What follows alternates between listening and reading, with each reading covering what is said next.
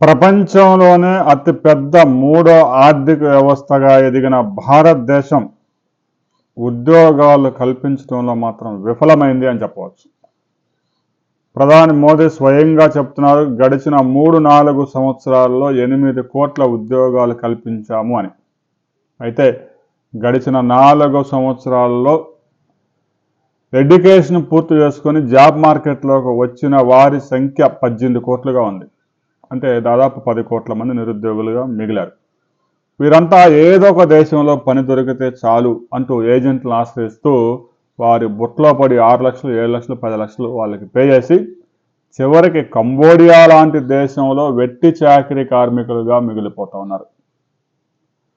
దాదాపు 250 మందిని తెలుగు రాష్ట్రాల నుంచి కంబోడియాకు తరలించాడు ఈ అబ్దుల్ ఆలం అనే అరాచకవాది.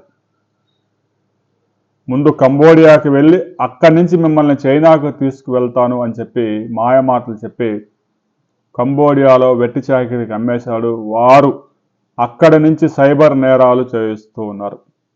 మరికొంతమందిని దుబాయ్లో సేట్లకు అమ్మేస్తే వాళ్ళు గొర్రెలు మేకలు కాయడానికి ఎడారుల్లో పడేశారు తెలుగు రాష్ట్రాలకు చెందిన కొంతమందిని.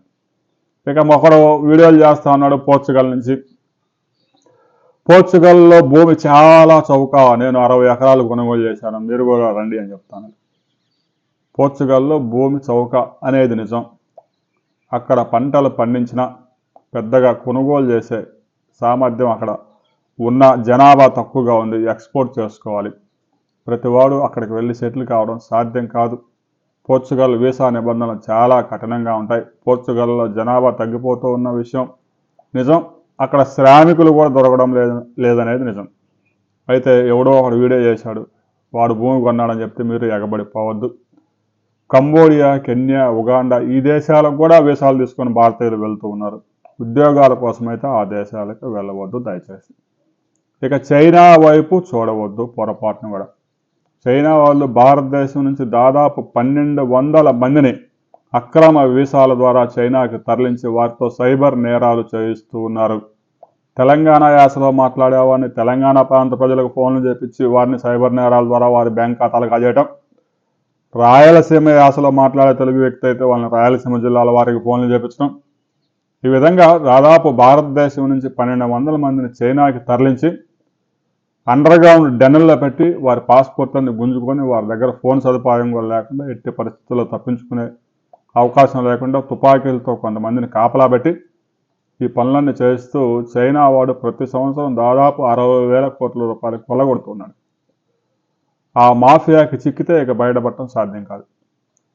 అలాగే కొంతమందికి రష్యాలో ఉద్యోగాలని చెప్పేసి ఈ అబ్దుల్ ఆలం ఆ రష్యా పంపిస్తే ఆ ఏజెంట్లు తీసుకెళ్లి సైన్యానికి అప్పచెప్పారు.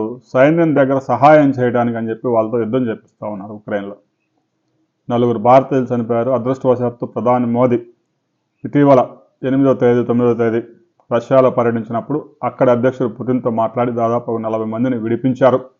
మరి కొంతమంది కూడా ఉండే అవకాశం ఉంది.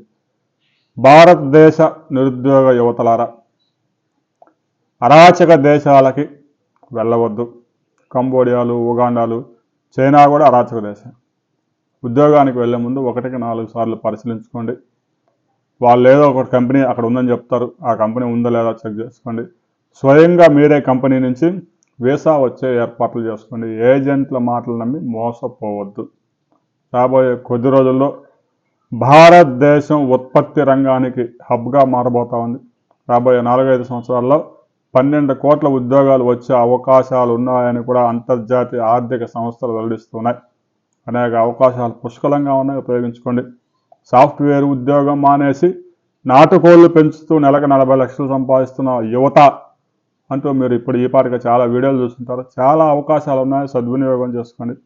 ఏ దేశం పడితే ఆ దేశం గబాలను వెళ్ళి అక్కడ ఇరుక్కొని అక్కడ వీడియోలు చేసి పెట్టడం ద్వారా ప్రయోజనం ఉండదు. ఒక్కసారి అమ్ముడు పోయారు అంటే ఇక మీ జీవితాంతం వెట్టి చాకిరీలో ఇరుక్కుపోతారు. జాగ్రత్త. అబ్దుల్ ఆలంతో మరింత జాగ్రత్తగా ఉండండి. వీడియో నచ్చితే లైక్ చేయండి, షేర్ చేయండి, సబ్స్క్రైబ్ చేసుకోండి.